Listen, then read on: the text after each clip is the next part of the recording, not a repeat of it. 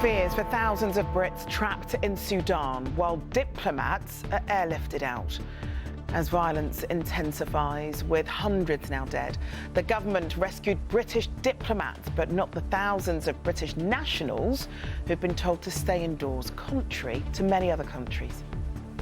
The UK government told my dad to stay put. We find out 18 hours after the evacuation that they've gone. The consulate is now shut and you're on your own. Also this lunchtime, the midday deadline's passed and the nurses' strike is still on for this weekend. So does this mean the government's taking them to court? If you're putting off going to the dentist because it's pricey, you're not alone. A quarter of patients are doing the same. Kate reveals all about Prince Louis's 5th birthday on a visit to a baby bank and... If you don't get 4 tens for that, I'm going to go home and pickle my walnut. A top bloke and a gorgeous colleague. The showbiz world celebrates the life of Len Goodman, who's died.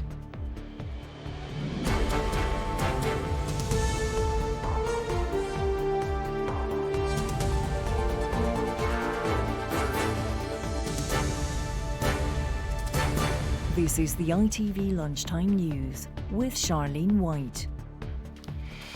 Good afternoon. There are growing fears for the safety of as many as 4,000 British citizens who are trapped in war-torn Sudan. They've been left stranded, with the government here telling them to stay indoors and await further information. But after British diplomats and their families were airlifted out yesterday, there's increasing pressure on the government to get regular British nationals out too. In response, Downing Street said it's exploring all avenues. Our political correspondent Carl Dinnan has the latest. In the early hours of this morning, a Dutch Air Force transport plane rescued Dutch and other citizens from Sudan. More than 1,000 EU citizens have so far been evacuated, although the UK Special Forces-led rescue over the weekend was limited to 30 diplomatic staff and their families. The Foreign Office is advising remaining UK nationals to sit tight. The only advice the Foreign Office can give is to stay indoors and await further information. The situation outside on the streets of Khartoum is incredibly dangerous. We recognise that some people with intensive local knowledge may make other decisions, but they do so at their own risk. The only advice we can give is to stay indoors and keep safe. But with intense fighting continuing on the streets of Khartoum, the families of British nationals are feeling abandoned. The UK government told my dad to stay put, and they told my sister that he's high on an evacuation list. And then we find out 18 hours after the evacuation that they've gone. The consulate is now shut and you're on your own. 2,000 UK nationals have registered their presence in Sudan with the Foreign Office, but it's estimated the full number could be double that.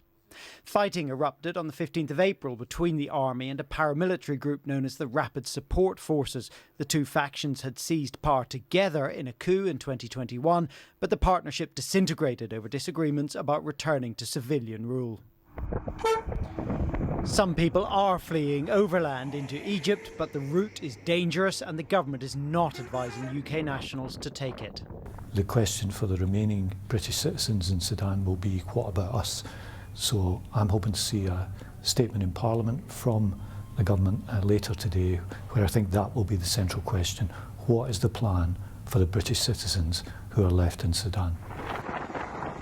The government's Cobra Committee will meet this afternoon to consider the UK response to the situation in Sudan. But later ministers will inevitably face questions about why other European nations have, at least up until now, been able to bring out so many more of their nationals than the UK has. So, Cal, Downing Street says that it's exploring all avenues to get Britons out. So have they got into exactly what that is? Well, we know that Plan A is to negotiate a ceasefire and allow people to get out, but that's clearly not working. So plans B, C, D, E and all the rest involve some sort of complex and dangerous military operation in the midst of a war zone. Now, I'm told that the Ministry of Defence is putting in place its assets. There are reports, for example, unconfirmed, of 2 Royal Naval vessels steaming towards Port Sudan in preparation for bringing people up. But the Foreign Office has not ordered a large-scale evacuation yet. And the question is, why not? Now, other European nations have brought out, as I've been reporting, quite significant numbers of people, but the United States, like the UK, has not started to bring out nationals en masse, and that could simply be a matter of numbers. There are so many there that in this sort of situation, which is so unstable, it is just too risky. Indeed, Turkish nationals who've been going to muster points to be brought out in a group have been shot at, so I think that's one of the problems there. But we've seen this type of situation before, haven't we, Carl? Because it has echoes of the chaos that we saw at the time of the evacuation of Afghanistan, right? Up to a point. I mean, I think Afghanistan was very different in that the US and the UK controlled the airport. The Taliban pretty much controlled the rest of the city. In Sudan, it's not clear that anyone controls anything, and certainly not any Western nations. I think that's why there's a problem. Where some people have drawn parallels with Afghanistan and suggested lessons should be learned is in telling those people who are stuck there whether or not they're going to be rescued or whether they have to make their own way out. OK, Carl, thanks very much for that. A midday deadline has passed for the RCN to call off its strike this weekend in England. It's now looking like the dispute will head to the courts because the government will try to get an order to block the action. Well, Layla Hayes has joined us in the studio. Layla, why could ministers go to court to settle this? Well, this is the latest escalation in the long-running dispute between nurses and the government. The next nurses' strike is planned for the bank holiday weekend, so that's from the 30th of April to the 2nd of May. And for the first time, nurses in A&E, intensive care and cancer departments will be taking part. But NHS bosses and the government say this strike is unlawful. They say the mandate for strike action will actually expire during the strike period. So, as you say, they set this midday deadline for today, asking the Royal College of Nursing to call off the strike. That deadline has now passed, so they could be now facing legal action. So what have the RCN had to say then? Well, the RCN say they have no intention of calling off this strike. They have accused the government of bullying. They have said the threat of legal action is disgraceful. And of course, this could actually galvanise nurses further. They have already rejected a 5% pay offer. And right now, it looks as though both sides could be heading for the courts rather than the negotiating table. All right, Layla, thanks very much. An inquest's begun into the death of a young army officer cadet. Olivia Perks, who was 21, was found in her room at Sandhurst Military Academy in February 2019. Well, Ellie Pitt is at Berkshire Coroner's Court for us. Ellie, can you take us through what was heard there this morning? Well, Charlene, this morning we've heard the statements from Olivia's parents describing their daughter. The coroner read out their words, and her mother described Liv, as she was known, as a wonderful, captivating and vivacious girl, and her father remembered her enormous sense of fun. The court heard how Liv enjoyed playing football, cricket and rugby when she was a child, and how it was in secondary school that she first said that she wanted to join the army, and she went to Sandhurst Military Academy training for officers in May 2018, where she won an award for the most courageous boxer. Now, Olivia's mother became tearful in the court this morning as it was read out that her sword and cap are still up in her mother's sitting room. And the first witnesses have given their evidence as well. That's right. Colonel Rob Manuel has been giving his evidence. Now, he led the military service inquiry into Olivia's death and told the court how she was in a relationship with a member of Sandhurst staff, which is not allowed under their policy, and that Olivia had talked about wanting to end her life while she was drunk on a trip in July 2018. Colonel Manuel also told the court that there had been a complete breakdown in welfare support for Olivia. She took her own life in February 2019, and the inquest into her death is due to conclude here on May the 26th. Thanks very much, Ellie. Well, still to come. Why millions are missing out on cheaper broadband deals. And the tributes to Strictly judge Len Goodman, who's died.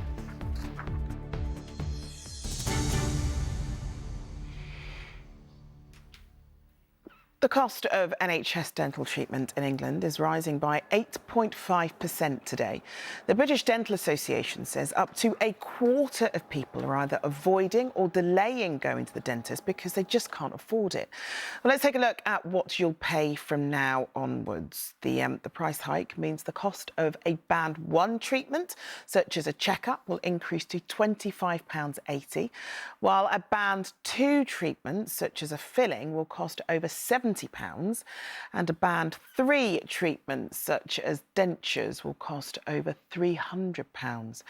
We're joined now by the chair of the British Dental Association, Eddie Crouch. Thanks so much for talking to us this afternoon. Have you seen, or have colleagues that you've spoken to seen patients who are simply delaying treatment because it's too much?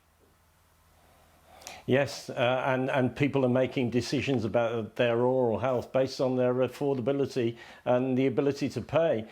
We've got a situation where patients in Wales are paying £100 less for exactly the same treatment. And if there's a £230 difference between saving a tooth or having the tooth taken out, sadly many patients in this environment at the moment, where they can't afford actually even to heat their houses or feed their children, are making a decision about their oral health that's based on their ability to pay, and that's helping health inequalities widen. Well, Labour MP Mary Kelly-Foy today said that access to the dentist shouldn't be a luxury. Do you feel that increasingly it's been seen as a luxury for many patients? Well, I mean, there's nothing worse than having toothache, and for those patients who really need to see a dentist, it's certainly not a luxury that they want to actually get NHS dental treatment. But it shouldn't be based, I mean, ministers talk about the NHS being free at the point of delivery, but for dentistry, it's never been that for a long, long period of time. And sadly, if any of this additional revenue is actually going into improving the service for patients, 11 million can't get it at the moment. If it was going into extra investment, then we could live with that. But sadly, not a single penny of this patient rise in charges will actually end up subsidising a better service for patients. So what is it that you would like to see happen in that case, Eddie? Because actually in this poll that was done, 38% of people said that dentistry should be fully funded by the government. What would you like to see happen so that people feel as though going to see the dentist is affordable? Well, I think, first of all, we have to secure an NHS dental service for them. And many of my colleagues are sadly walking away on a daily basis from the NHS. We need considerable contractual reform to encourage dentists to actually stay in the NHS. But I've met 5 ministers since I've been chair of the British Dental Association responsible for dentistry, and every one of them says, sadly, there's no more money for the service. If there is no more money for this service, then we need an honest debate with the population and the profession about what sort of dental service this country can afford. Finally then Eddie, can you talk us through what would happen to a patient if they didn't come and seek help, if they did delay it? Because that causes more problems down the line, doesn't it? Absolutely, and there's probably 11 million patients out there that can't access an NHS service at the moment. But yes, you know, if they don't turn up at a dental surgery, then they are presenting longer term with much more advanced problems, having things like oral cancers not detected. The cost to the NHS is extraordinary if people don't have these problems dealt with at an early stage. OK, well, Eddie Crouch, thanks so much for talking to us this afternoon. Thank you. Labour leader Sir Keir Starmer has condemned comments made by Diane Abbott, saying her words were anti-Semitic. The MP has been suspended from the Labour Party pending an investigation into a letter she wrote for the Observer newspaper, in which she suggested Jewish people do not suffer the same racism as black people. She's apologised, claiming an initial draft was sent by mistake. In my view, what she said was to be condemned. It was anti-Semitic. It's absolutely right that we acted as swiftly as we did. That's the change that you've seen in the Labour Party. But do I condemn what she said? I absolutely condemn what she said. Do I want to show the Labour Party takes this seriously and acts very quickly? Yes, I do, and that's why we acted as swiftly as we did yesterday. Millions of people are missing out on much cheaper broadband deals because they're not aware that there are special discounts for those on benefits. The communications watchdog Ofcom says you could save £200 a year. Kerry Davis explains now how you could save and what those deals are. You could be paying much more for your internet than you need to. Millions are missing out on bargain broadband deals, according to Ofcom, as the majority of people eligible for social tariffs aren't signed up. So what are they? Well, social tariffs are discounted broadband deals for low-income households. So if you receive government benefits like universal credit, you might qualify. They cost between £10 and £20 a month, and on average, that could save more than £200 a year. Plus, social tariffs are usually on shorter-term contracts, and you won't be stung with early exit fees. And don't worry, it's still super fast, so streaming films in HD and making video calls shouldn't be a problem. If you've never heard of social tariffs, you're not alone. Ofcom says that around 4.3 million households can use these tariffs, but only 220,000 of them, about 5%, are signed up. Given the cost of living crisis, they're urging people to make the most of the potential savings. Most major broadband providers offer social tariffs, including BT, Virgin Media and Sky. You can find a list of all the deals available, along with advice for switching, on Ofcom's website. Kerry Davis reporting there. The Italian restaurant chain Prezzo is shutting 46 restaurants. It's blamed soaring energy and food costs. More than 800 people are at risk of redundancy. A cold snap in Europe has led to a shortage of peppers in some UK supermarkets. Morrison's aren't letting customers buy more than 2 at a time, while other stores, including Tesco, Aldi and Lidl, are also limiting purchases. And a lorry driver had a lucky escape this morning after his vehicle was left hanging off a bridge after crashing into a barrier on the M1. It happened in Leicestershire just before 5 a.m. The lorry has now been recovered and emergency repairs are underway. The Princess of Wales has heard firsthand the difficulties faced by parents facing financial hardship. Kate was visiting the Baby Bank charity close to her home in Windsor this morning, where she told volunteers she couldn't believe that her youngest child, Prince Louis, had turned 5. Helen Keenan was there too and has this. Well, she is, of course, a mum of 3 herself and passionate about childhood care and education. And that's what really came across in her visit today to the Baby Bank here in Maidenhead. She joined the volunteers that you can see behind me packing up gift bags. As part of her visit, she met with the volunteers, but she also met with midwives, healthcare workers. She talked about wraparound services and addressed the stigma of using baby banks and food banks. Now, she was having a chat here with Rebecca, who runs the Baby Bank, and she asked you what more could be done to help. What did you say? People like her coming to visit us raises our profile and draws the attention to the work that we and other organisations like us are doing. It does make a big difference then. It makes a huge difference because it spotlights charities, and it puts people might not have been aware that this support is available in their area, but they might see a newspaper article about it. They might see this, and that might make someone think, I've either got something to donate or actually I need some help, and then people will reach out to us to get support. She's even offered to come down again already.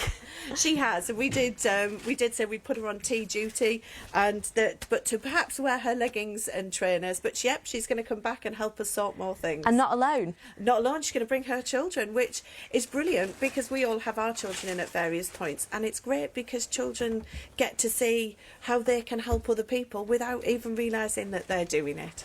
Well, there you go then. So Kate will be back again. She'll be bringing her own children, hopefully. And it's needed. There's a huge demand here, and that is just continuing to rise in the cost of living crisis. Helen Keenan reporting there. And finally, Len Goodman, the former head judge on Strictly Come Dancing, has died just days before his 79th birthday. His humour and funny catchphrases helped him become a household name and contributed to the huge success of the show. Sangeeta Kandola looks back on his life and career. Let's hear from our head judge, Len Goodman. As head judge on Strictly Come Dancing, Len Goodman was in his entertaining element. If you don't get 4 tens for that, I'm going to go home and pickle me walnut. He won an army of fans on the family show with his fair critique and his funny one-liners. Shut up, close the door and call me Mary. You dance like I cook, just chuck it all in and hope for the best. Always delivering his judgment with a broad smile, a twinkle in his eye and a bit of a song and dance. 7, 6. But surprisingly, Len was a late starter onto the dance floor. At the age of 19, he'd been working as a welder in Woolwich in London and only took up dancing following a foot injury. My mate told me he went ballroom dancing, and I thought, well, I'll give it a go, there's girls there. So I had a winkle picker on one foot, my dad's carpet slipper on the other, and off I went dancing. And you know what? I loved it. Len made his name on the ballroom floor as one of the best in Britain, winning countless competitions, including the British Championships at Blackpool in his late 20s. By the 70s, he stepped into business, setting up a dance school in Dartford. And with his dancing shoes not quite hung up, the bright lights of TV then beckoned. And for a while, he was juggling 2 glitter balls, Strictly here until 2016 and the US equivalent until retiring last year.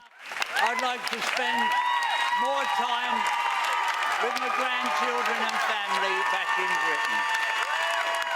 Len's death following his treatment for bone cancer has shocked many of his former colleagues and friends.